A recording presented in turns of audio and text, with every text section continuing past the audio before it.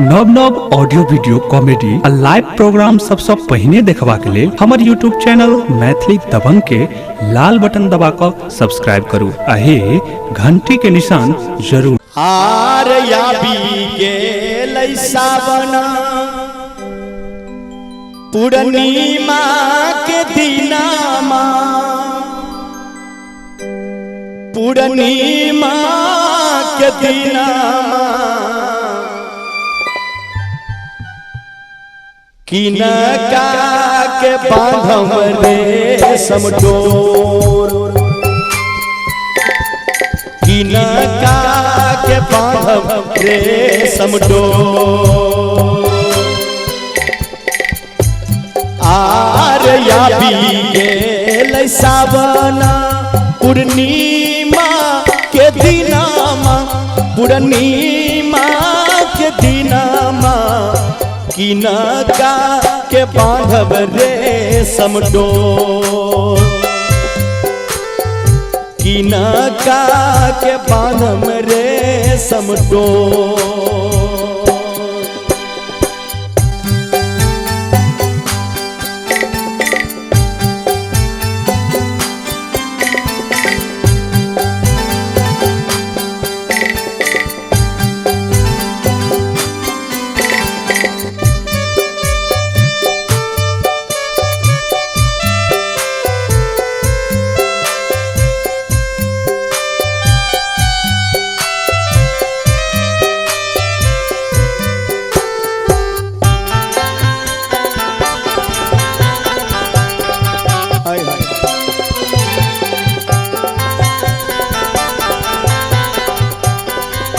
अरे कौने कसुरा में कैलौं यो विधाता कैलौं यो विधाता छीन लेलौं भैया मोर छीन लेलौं भैया मोर भैया मोर रहितै बहिनिया घर अइतै बहिनिया घर अइतै हाथ में बनतौ रेशम डोर हाथ में बनतौ रेशम डोर।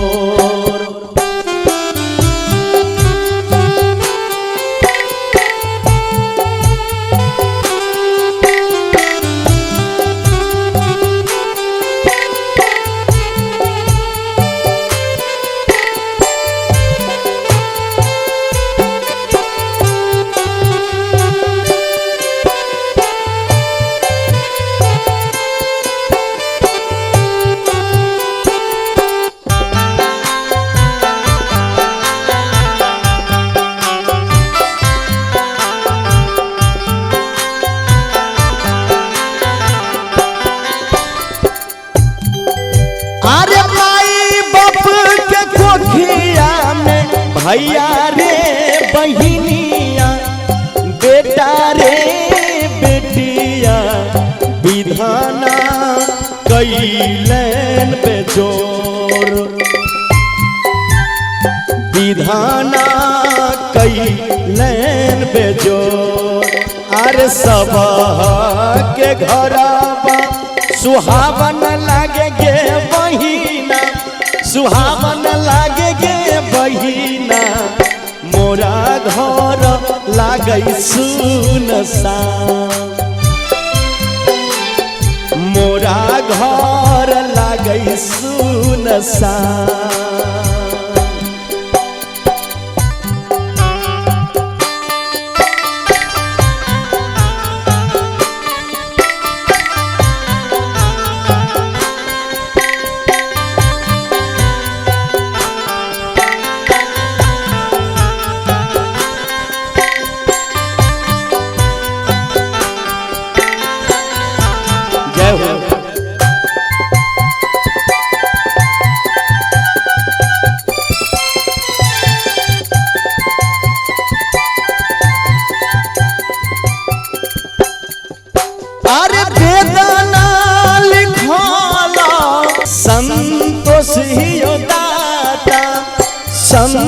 संतोषियो दाता झरैया आखी से लो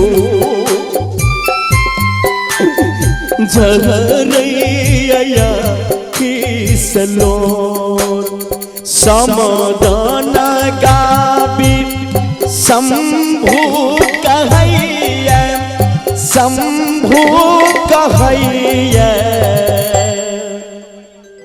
बड़ा सुंदर संतोष यादव जी एक गीत के लिख लेकिन है भाई बहन के जे रक्षाबंधन होई छै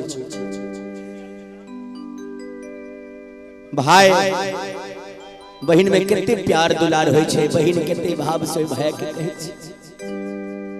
और अहाँ सब ए गीत के जरूर सुनब लाइक करब सब्सक्राइब करब और कमेंट में जरूर कुछ लिखब।